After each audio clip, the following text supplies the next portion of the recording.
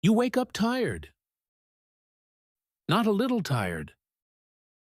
The kind of tired where you slept 7, maybe 8 hours, and your body still feels like it's full of sand. Like something is pulling you down before the day even starts. By 10 in the morning, you're already on your second cup of coffee. Not because you enjoy it, because you need it just to function. And then 2 o'clock hits. Your brain just stops. You lose your train of thought mid-sentence. You walk into a room and stand there, completely blank, trying to remember why you went in. Your joints ache, not enough to go to the doctor. Just enough that you notice it every single time you get up from a chair. Your hair is thinning. Your skin is dry no matter how much lotion you use. You've gained weight around your middle even though you're eating the same way you always have. And you're cold. All the time. Even when everyone around you is perfectly comfortable. So you went to your doctor. They ran blood work, checked your thyroid, looked at the screen and said, "Everything looks normal. Your TSH is within range." Maybe they handed you a prescription, an antidepressant, a sleep aid. Maybe they said, "Well, you're getting older. This is just what happens." You walked out thinking, "That's it? Take more pills and learn to live with feeling terrible?" Your instinct that something was wrong. You were right. Your frustration that there should be a better answer. Also right. Here's what nobody told you. There's a mineral your body uses for almost every process that makes you feel alive. Energy, memory, body temperature, weight, mood, hair, skin. And over the last few decades, that mineral has been quietly removed from your food, replaced by substances that block exactly what you need. Your doctor didn't tell you, not because he doesn't want to help, but because he was never taught. What he knows about this mineral is based on research from the 1940s. Research designed to prevent one specific disease, not to make you feel good. Today, I'm going to show you 3 things. First, why you're deficient in this mineral and you don't even know it. Second, what's actively blocking your body from absorbing it right now. And third, the exact 3-step protocol to reverse this, starting today. Now the third step is the one almost nobody talks about. And it's exactly the one that determines whether any of this actually works for you or becomes just another thing you tried that didn't help. I'll walk you through all 3. I'll tell you the mistake most people make that causes their heart to race and their head to pound when they try this on their own. And I'll tell you exactly how to avoid it. We're talking about iodine. When you hear iodine, you probably think thyroid, iodized salt. Maybe that brown liquid your mom put on your scraped knee when you were a kid. But that's less than 10% of what iodine actually does in your body. Every single cell in your body has receptors for iodine. Every one. Your breast tissue needs iodine to stay healthy. Your prostate needs iodine. Your brain needs iodine. Your ovaries need iodine. Your immune system literally uses iodine as a weapon to destroy bacteria and abnormal cells. But let's start with the thyroid, because that's where the damage hits fastest and hardest. Your thyroid is a small butterfly-shaped gland at the base of your neck. Think of it as the thermostat for your entire body.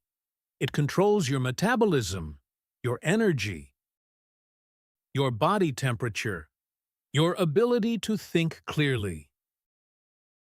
Every single cell in your body depends on the hormones it produces.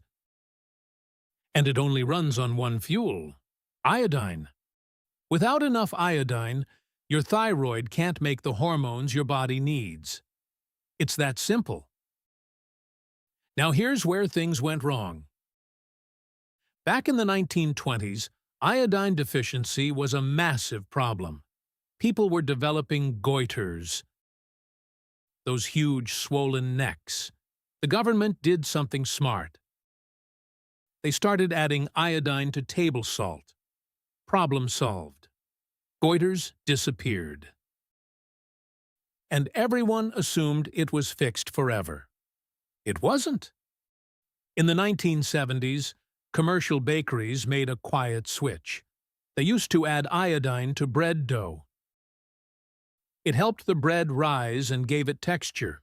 Worked great. But it was expensive, so they replaced it with something cheaper: potassium bromate, which, by the way, is a flame retardant, and they put it in the bread you eat every day. Here's the problem. Bromate and iodine are chemically almost identical. Your body can't tell them apart. When you eat bread made with bromate, your body absorbs it, thinking it's iodine.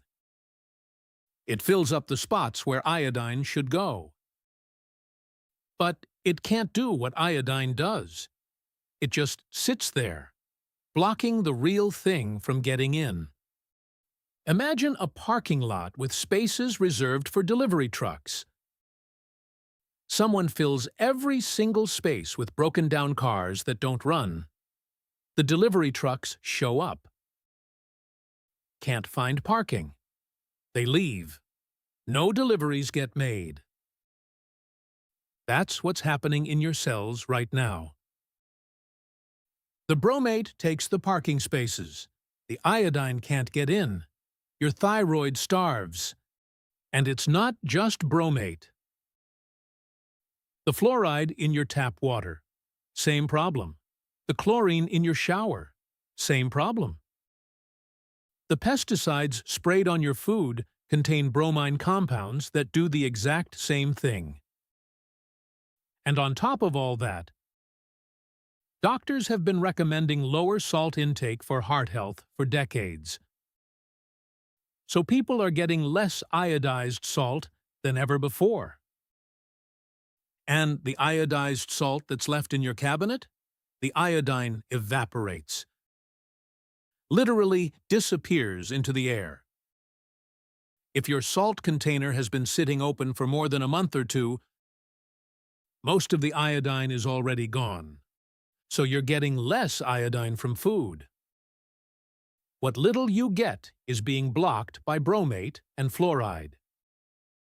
And the tiny amount that makes it through finds the receptors already occupied. That's not aging, that's deprivation. Now your doctor measured your TSH and said everything's normal. Here's what that test is actually measuring. It's measuring whether your thyroid is functioning well enough to keep you alive. Not well enough for you to feel good. There's a massive difference between not dying and actually thriving. But the impact goes way beyond your thyroid. A study published in the Journal of Clinical Endocrinology found that women with low iodine levels had 3 times the risk of developing breast cysts and nodules. Breast tissue is one of the biggest consumers of iodine in the female body. When iodine runs low, that tissue becomes unstable. In your brain, iodine is essential for producing the protective sheath around your neurons. Without it, signals slow down. You think slower. You forget more. You live with that constant fog. And in your immune system, iodine is literally an antimicrobial weapon. Your defense cells use iodine to destroy bacteria and abnormal cells. Without enough iodine, your immune system is fighting with its hands tied. Japan has some of the lowest rates of thyroid disease, breast cancer, and prostate cancer in the industrialized world. They eat seaweed every day. They consume dramatically more iodine than most Western populations. That's not a coincidence. Now, before I give you the 3 steps, I need to talk about something that most people completely skip. And skipping it is exactly why they fail. Iodine doesn't work alone. It needs a team. The first teammate is selenium. When your thyroid produces hormones using iodine, it creates hydrogen peroxide as a byproduct. Under normal circumstances, an enzyme neutralizes that peroxide before it causes damage. That enzyme needs selenium to work. Without enough selenium, the hydrogen peroxide builds up and burns your thyroid tissue. Your immune system sees the damage, thinks your thyroid is under attack, and sends in its troops to destroy it. That's what causes Hashimoto's. That's what triggers autoimmune thyroid inflammation. And your doctor blames the iodine. But the iodine didn't cause the problem. The missing selenium did. The iodine just exposed the deficiency that was already there. Think of an old car with a completely dry radiator. No coolant. You fill up the gas tank and start driving. The engine overheats and cracks the block. Do you blame the gasoline? Of course not. The gasoline didn't cause the problem. The missing coolant did? Selenium is your thyroid's coolant. You need it before you add the fuel. A study in the Journal of Clinical Endocrinology and Metabolism showed that iodine with selenium reduced thyroid antibodies by 40% in 90 days. The same patients taking iodine without selenium got worse. With selenium, they improved dramatically. Same mineral, opposite result. The selenium makes all the difference. The second teammate is magnesium.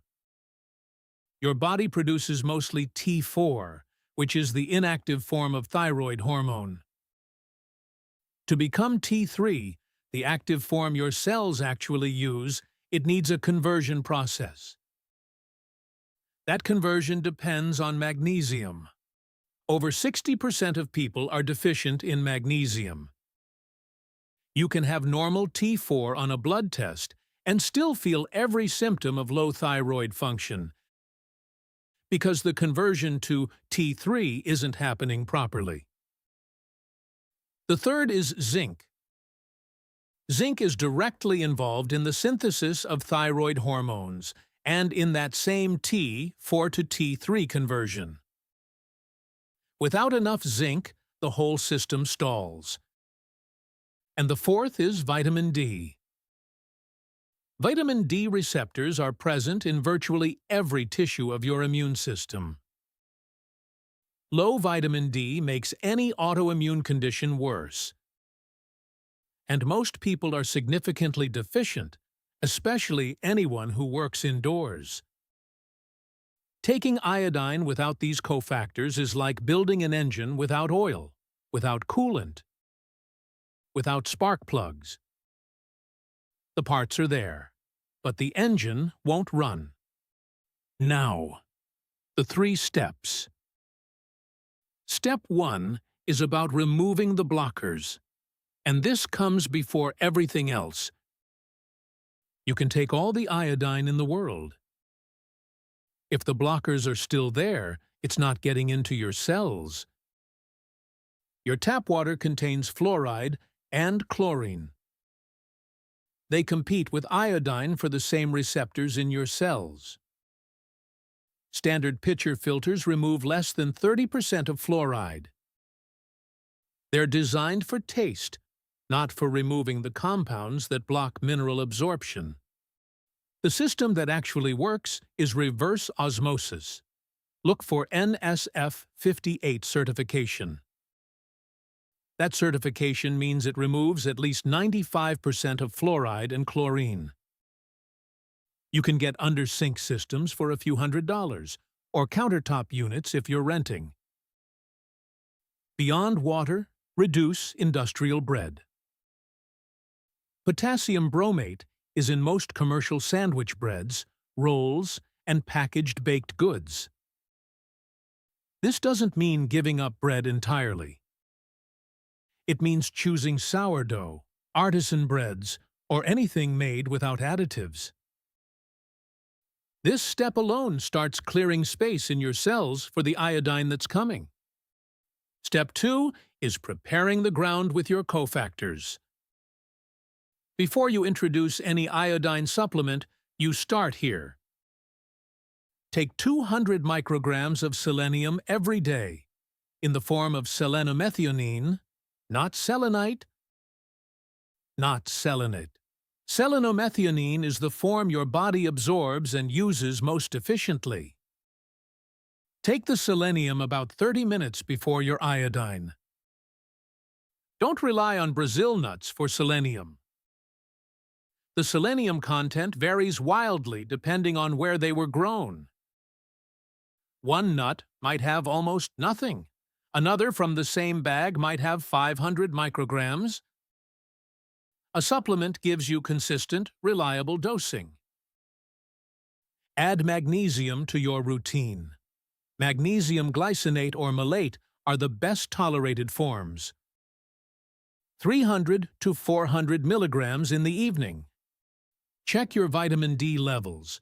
If you don't know them, ask your doctor to test.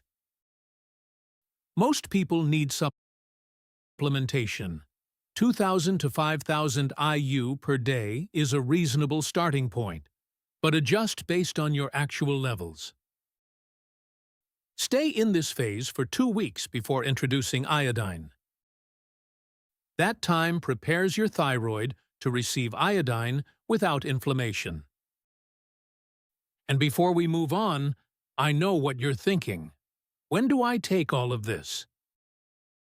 Here's how to time it so everything works together. In the morning, take your selenium. Wait 30 minutes. Then take your iodine in a glass of filtered water. That's your morning routine. Vitamin D goes with your first meal of the day. It's fat-soluble, meaning it needs food with some fat to absorb properly. Don't take it on an empty stomach. Magnesium goes at night. It has a naturally calming effect and works well while you sleep. Magnesium glycinate is the gentlest on the stomach. Simple. Morning selenium and iodine. Vitamin D with breakfast. Magnesium at night. Step 3 is introducing iodine. Slowly. This is where almost everyone goes wrong when they try this on their own. They read about high iodine populations and decide to start with a large dose immediately. They take it on day 1 and feel terrible on day 2. Headaches, racing heart, brain fog worse than before, and they quit. They were so close. What they experienced has a name: halide displacement. When you start taking iodine, it begins pushing out the bromate, the fluoride, the chlorine that have been sitting in your receptors. They get evicted from your cells all at once and flood into your bloodstream. That causes the headaches. That causes the brain fog and the racing heart. It's not the iodine hurting you. It's the toxins leaving. And the fix is almost embarrassingly simple. Half a teaspoon of unrefined sea salt. The pink kind or the gray kind. Not regular white table salt. Dissolve it in 8 ounces of water and drink it down. Wait 30 minutes. The chloride in the salt binds to the bromine floating in your bloodstream and flushes it out through your kidneys. Headache gone. Brain fog clears. Heart calms down. Use this salt-loading protocol every time you feel those detox symptoms coming on. Some people need it once a day for the first week or two. Others only need it occasionally. Don't use regular table salt. It's been stripped of the minerals you need. Get Celtic salt or pink Himalayan salt. As for iodine itself, start low. 1 or 2 drops of 2% Lugol's solution in a glass of filtered water per day in the first week. Never take it straight. If you tolerate it well, increase gradually over the following weeks, always listening to your body. Lugol's solution is widely available. You can find it at most health food stores, compounding pharmacies, or online. It's not expensive, and a small bottle lasts a long time at these doses. Now, one thing people always ask, can you take too much iodine? Yes, you can, and more is not better here. Too much iodine can actually suppress thyroid function. Your body has a built-in protective mechanism. If iodine floods in too fast, the thyroid temporarily shuts down production to protect itself. It's called the Wolff-Chaikoff effect. The signs that you've gone too fast: a metallic taste in your mouth, acne-like breakouts on your skin, a runny nose that won't quit, and in some cases, that familiar racing heart. If any of those show up, scale back. Go slower. The goal is gradual and steady, not fast. Now, a few things you need to know about who should be careful here. If you're pregnant or breastfeeding, your need for iodine increases dramatically. Your baby depends entirely on your iodine for brain development. Talk to your doctor before supplementing.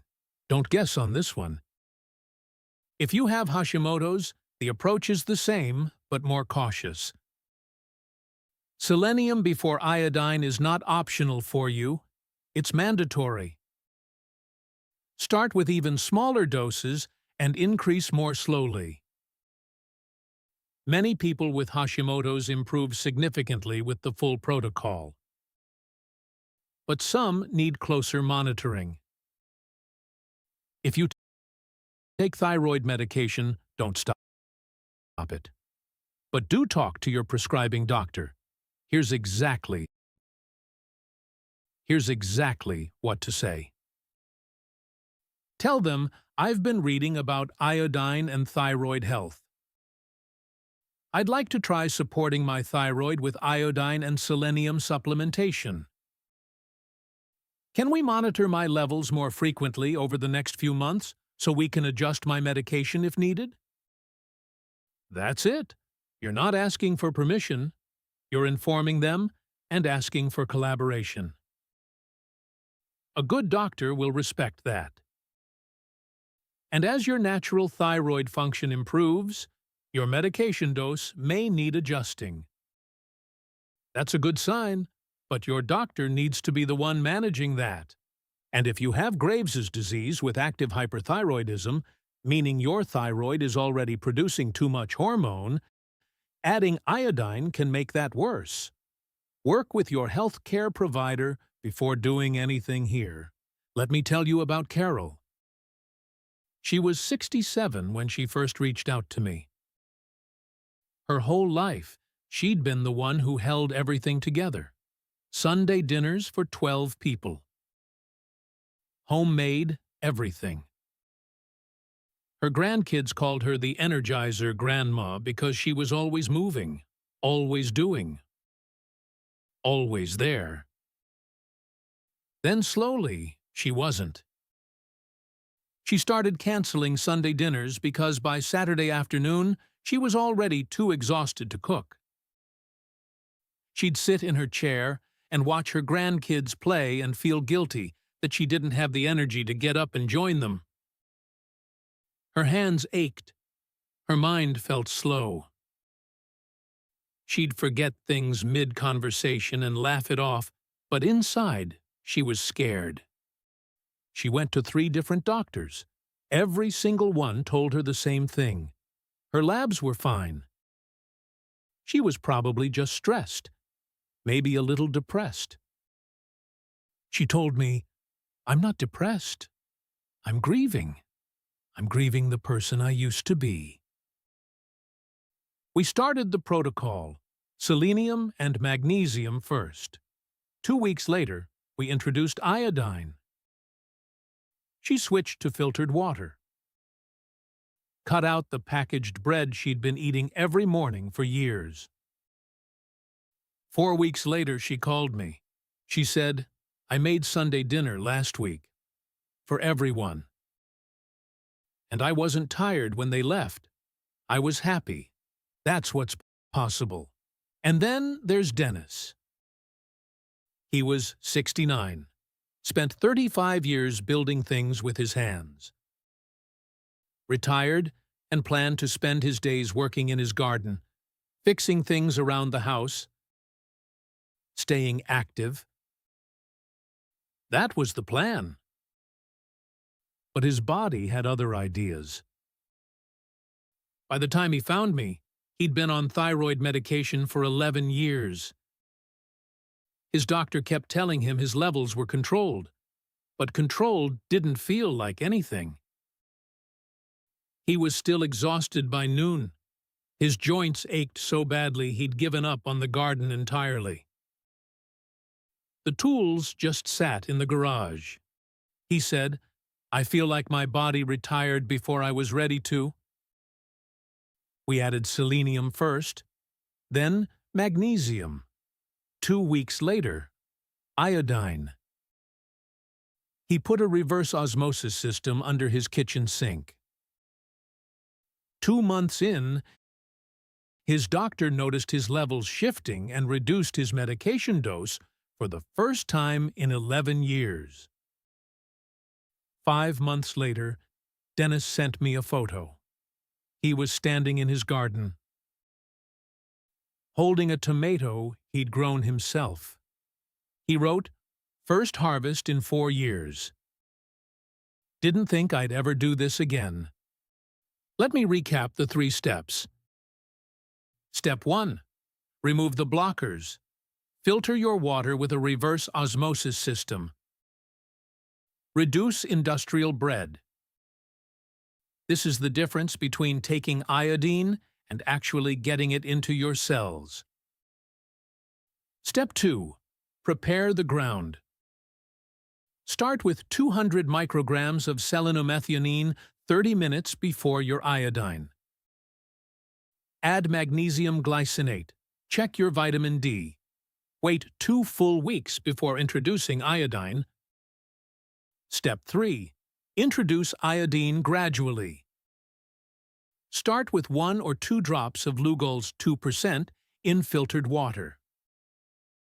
Use the salt loading protocol whenever you feel detox symptoms. Don't quit on day 2 or 3. That's exactly when people stop, and it's right before everything starts to change. Here's what to expect. Days 1 through 3. You might not notice much. Some people feel the detox symptoms I described. Use the salt protocol. Don't stop. Days 4 through 7. Most people notice something different about their sleep. You wake up and you actually feel rested.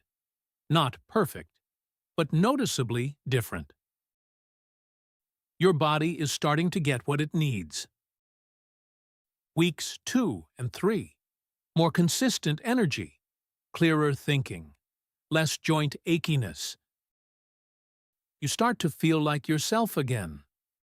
Weeks 4 through 6. This is when it really starts to feel normal. Your brain is working. You have energy through the afternoon. You're not dragging yourself through the day anymore. 6 months out.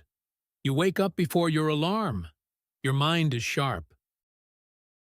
Your knees don't scream when you stand up. You're not canceling plans because you're too exhausted. Now here's a question I get all the time. How long do I need to keep doing this? This isn't a 30-day course. The blockers are still in your environment. Fluoride is still in most tap water. Bromate is still in most commercial bread. As long as those are present in your daily life, your body benefits from ongoing iodine support. Think of it the way you think about vitamin D. You don't stop taking it once you feel better. Your body needs consistent support because the conditions that created the deficiency haven't gone away. The good news is that once you're feeling well, maintenance is simple, much lower doses. Just enough to stay ahead of what's being blocked every day. That exhaustion you're feeling right now, that brain fog, those aching joints, you don't have to accept that as just getting older. Your body has an incredible ability to heal and function properly when you give it what it needs. Nobody told you about iodine depletion. Nobody explained why you feel terrible when you try to supplement. Nobody mentioned that your tap water might be blocking the very thing you're trying to absorb. That's not your fault. You didn't have the information. Now you do. You don't need your doctor's permission to filter your water. You don't need a prescription for selenium or sea salt. You just need to understand what's been happening in your body and give it the support it's been starving for. Imagine 6 months from now. You wake up feeling actually rested. Your brain is clear and sharp. You have energy to do the things you love, to be present, to live your life, not just survive it. That's what's possible. For you. If you have Hashimoto's, or you're on thyroid medication and you're not sure how to approach this, leave it in the comments. I read every single one. I'll tell you exactly what conversation to have with your doctor. Take care of yourself. You've got more good years ahead than you think. You just need to give your body what it's been missing. You've got this.